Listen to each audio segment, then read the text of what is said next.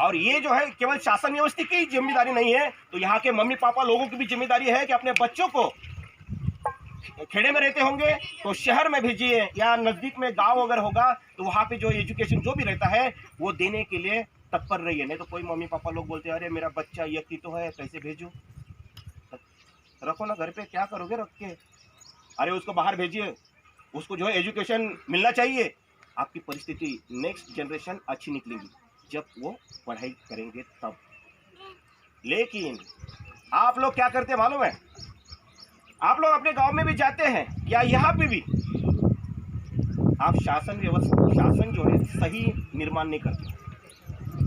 आप लोग क्या करते हो मालूम है क्या, आपको लालच, दो पैसे का लालच मिल गया कि आप जो है गुमराह हो जाते हो, क्योंकि आपको कुछ समझ में नहीं आता, अज्ञानता है ना। ये अज्ञानता से आपको अगर दारू मिल गई, आपको थोड़ा सा जो खाने को मिल गया, आपको पैसा मिल गया, तो आप जो है गुमराह बन जाते हो। और जो शासन आपके बारे में सोचना चाहिए वो शासन हमारे देश में शासन ही नहीं निर्माण हो सकता।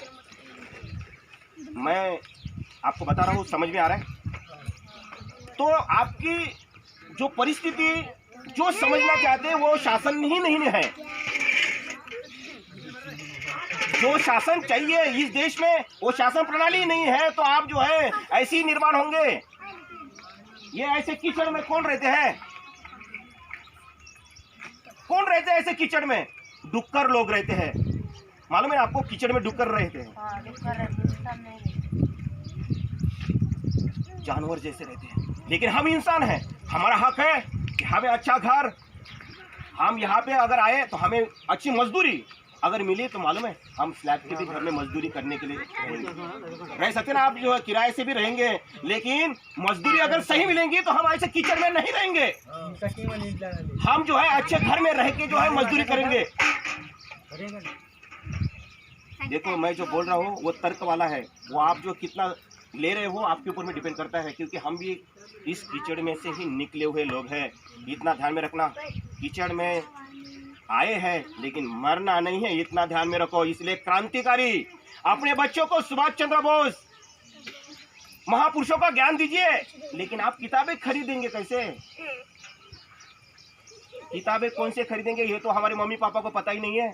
डॉक्टर बाबा साहब आम्बेडकर इस देश के संविधानकर्ता जो है, आज स्वतंत्रता के 74 साल में पदार्पण हुआ है, स्वतंत्र दिन है ना आज का। भारत को स्वतंत्र मिला है, लेकिन आप लोगों को स्वतंत्रता मिली क्या? आप लोग तो निकल ही नहीं पा रहे गुलामी से। ना धड़ खाने को मिलता है, ना धड़ जो है यहाँ पे रहने को मिलता है। कौन सी स्वतंत्रता है? भारत स्वतंत्र होके भी आपको क्या फायदा है? ये है पूंजीवादी, ये है भांडवलशाही, ये है हुकुमशाही। इसीलिए अपने बच्चों को क्रांतिकारी बनाइए। ये समझ में आने के लिए शिक्षण की जरूरत है, ज्ञान की जरूरत है। ये दारू पीने से और खर्रा खाने से कुछ नहीं समझ में आएगा।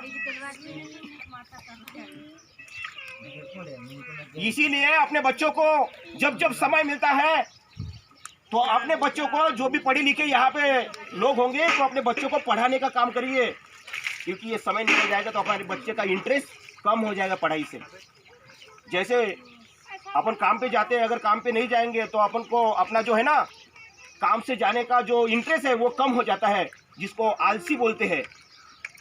तो जब अपन जवान रहते हैं ना, तरुण रहते हैं, तब जो है कोई भी घर में मत रहिए, वो हमारी बहना रहे या हमारे भाई लोग रहे।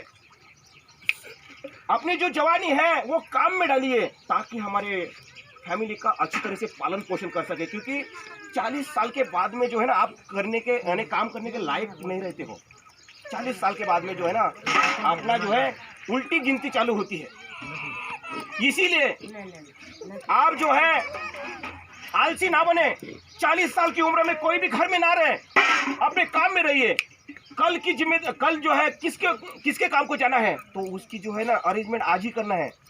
आजकल फोन है, भाई कल जमेगा क्या काम को आने के लिए, तो कल की अरेंजमेंट आज ही करना है, कोई भी घर में ना रहे। तो मित्रांनो आणि माझ्या आया बहिणींनो, अपनी जो परिस्थिति है उसको अगर सुधारना है तो पहले जो है अपने मनगट में ताकत निर्माण करो कि हम गरीबी में जन्म तो लिया है, लेकिन गरीबी में हम मरेंगे नहीं। ये आपको जो है साबित करके दिखाना है। नहीं तो जानवर में और आपने में कोई फर्क नहीं रहेगा, इतना ध्यान में रखो। इसीलिए हम आपको इतना ही गुजारिश करते हैं कि अपने बच्चों को पढ़ाने का काम महत्वपूर्ण है। आप जो है आप बोलेंगे तो हम एक आधे बच्चों को, हमारे जो है ये बाहर गांव के लड़के हैं, ये आपको जो है पढ़ाई का काम जो है अभी भी कर सकते हैं। यहाँ पे एक आधा फलक जो है लगा के यहाँ पे पढ़ाई कर सकेंगे। अगर आप तैयार होंगे तो हम वो भी करने के लिए तैयार हैं। तो यहाँ पे देसा में हॉस्टल है, तो वहाँ के ये बच्चे हैं, ये भी गांव खेड़े के ही हैं, तो ये जो है यहाँ पे आके पढ़ने का काम करेंगे। तो आप लोग अगर तैयार है, इंटरेस्ट पैदा करोगे कि नहीं हमारे बच्चों को आप पढ़ाइए। और जो लोग बड़े भी लोग, अगर जो भी लोग पढ़ना चाहते हैं, हमें भी कम से कम जो है आपको हिसाब तो बराबर आना चाहिए, क्या लिखा है कभी कभी वो पढ़ना तो आना चाहिए, क्योंकि कोई हमें गुमराह नहीं करना चाहिए ना। इसीलिए है, आप भी पढ़ना चाहते होंगे तो आप भी पढ़ सकते हैं।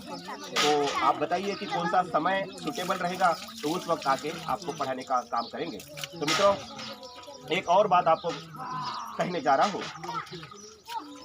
कि ये जो है हमारे बच्चों को क्रांतिकारी इसलिए बोल रहा हूँ, हमें हिंसात्मक क्रांतिकारी नहीं करना है।